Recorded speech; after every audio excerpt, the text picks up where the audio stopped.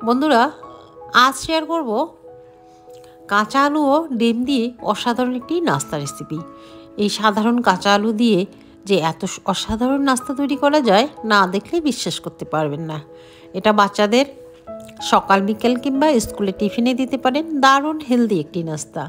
আশা করছি খুব ভালো লাগবে। তাহলে দেখে নেই। এখানে কিছু কাঁচা আলু খোসাটা ছাড়িয়ে নিয়েছি। এবারে আলুটাকে কেটে নেব। প্রথমে মাছ বরাবর কেটে দুটো ভাগে ভাগ করলাম, তারপরে আবারও মাছ বরাবর কেটে ছোট ছোট বা পাতলা পাতলা পিস করে নেব। এটা খুব একটা মোটা করব না, একদম যে পাতলা তা নয়। কাটার পর আমি দেখিয়ে দেবো এটা কতটা পাতলা করে কেটেছি।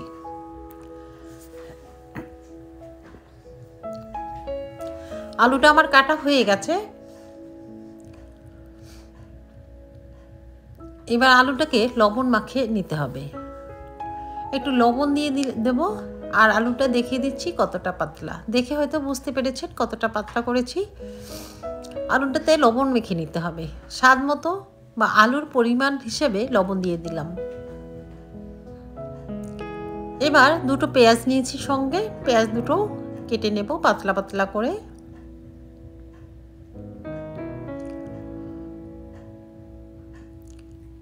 পেঁয়াজটাও আমার কাটা হয়ে গেছে, একটা বাটিতে উঠিয়ে নেব। এটা একটা সাইডে রেখে দেব।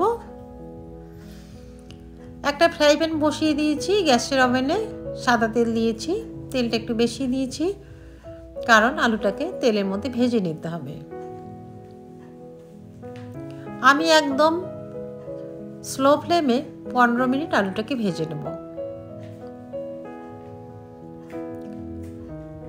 4-5 মিনিট ভাজার পর আমি পেঁয়াজটা দিয়ে দিচ্ছি। পেঁয়াজটা একসঙ্গে কিন্তু ভেজে নিতে হবে। শুধু আলু আর ডিম দিয়ে এত সুন্দর একটা নাস্তা তৈরি করা যায়, ভাবলেই কিন্তু অবাক লাগে। সাধারণ জিনিস দিয়ে যে এত অসাধারণ কিছু তৈরি করা যায়, না দেখলে বুঝতে পারবেন না। আমার কিন্তু এটা মোটামুটি ভাজা হয়ে গেছে। পেঁয়াজটাও কিন্তু সেদ্ধ হয়ে গেছে, আলুটাও সেদ্ধ হয়ে গেছে। 15 মিনিট হয়ে গেছে। এবার নামিয়ে নিচ্ছি। একটা স্ট্রেনারে করে নামিয়ে নেব। নিচে কিন্তু একটা বাটি দিয়েছি, যে বাড়তি তেলটা আছে সেটা পড়ে যাবে। এটা কিন্তু ভাজতে খুব একটা বেশি তেল লাগেনি, তেলটা কিন্তু আছে। পরে আমি দেখিয়ে দেবো কতটা তেল আছে। তেলটা ততক্ষণ পড়তে থাকুক। আমি এখানে 5টা ডিম ভেঙে নেব। একটা বাটিতে একে একে 5টা ডিম ভেঙে নিচ্ছি। ডিমটা নিজের পরিমাণ মতো বাড়িয়ে কিংবা কমিয়ে দিতে পারবেন। আর যে হিসেবে আলু দিতে হবে আইডিয়া করে সেই হিসেবে ডিমটাও দিয়ে দেবেন। এখানে কাঁচা পাকা লঙ্কা দিয়ে দিলাম ঝালের জন্য। স্বাদ মতো লবণ, যেহেতু আলুতে লবণ দেওয়া আছে ডিমের পরিমাপ হিসেবে লবণ দিচ্ছি। আর দিয়ে দিলাম কালারের জন্য লঙ্কার গুঁড়ো। এবার হ্যান্ড উইক্স দিয়ে ভালো করে ফেটিয়ে নিতে হবে। যেহেতু লঙ্কার গুঁড়োটা ডিমের মধ্যে দিয়েছি, একটু দালা দালা আছে, ভালো করে ফেটিয়ে নিলে ঠিক হয়ে যাবে। তেলটা আমার ঝরে গেছে। এবার ডিমের সঙ্গে আলুটা মিক্সড করে নেব। এভাবে বানিয়ে যদি বাচ্চাদের দেন, বাচ্চারা কিন্তু খুব খুশি হবে। হেলদি একটি টিফিন। এটা বাচ্চার স্কুলে দিতে পারেন, সকাল কিংবা বিকেলেও দিতে পারেন। সঙ্গে কিছু ধনেপাতা দিয়ে দিলাম। ধনেপাতা দিয়ে আবার ভালো করে মেখে নিতে হবে।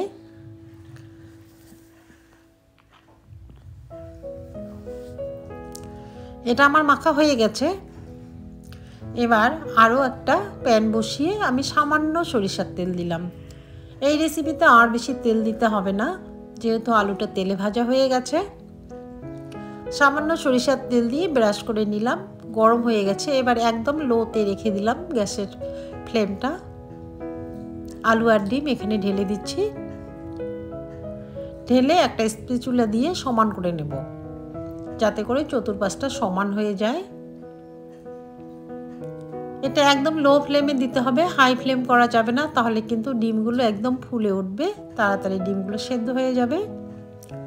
আমি ভালো করে স্প্যাচুলা দিয়ে সমান করে এটাকে 10 থেকে 12 মিনিট জাল করে নেব, একদম লো ফ্লেমে।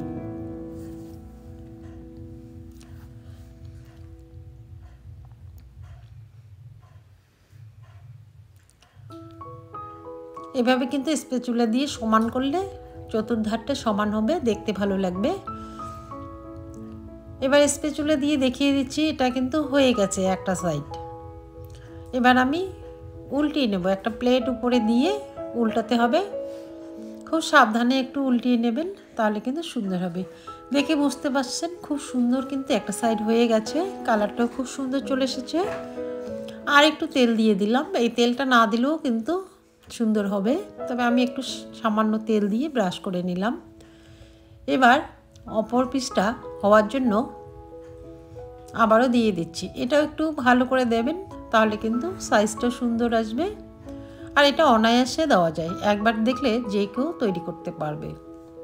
তবে এরকম ননস্টিকে দেবেন, ননস্টিক প্যানে খুব সুন্দরভাবে উঠে আসবে। এই পেস্টটা হওয়ার বেশি সময় লাগবে না, 4 থেকে 5 মিনিট জাল করলেই হয়ে যাবে। এটাও কিন্তু স্লো ফ্লেমে করছি। এটা কিন্তু হয়ে গেছে, আমার 5 মিনিট হয়ে গেছে, এটা নামিয়ে নিচ্ছি। আবারও উল্টিয়ে দেব, দেখবেন দুটো পিঠেই খুব সুন্দরভাবে কালার চলে এসেছে।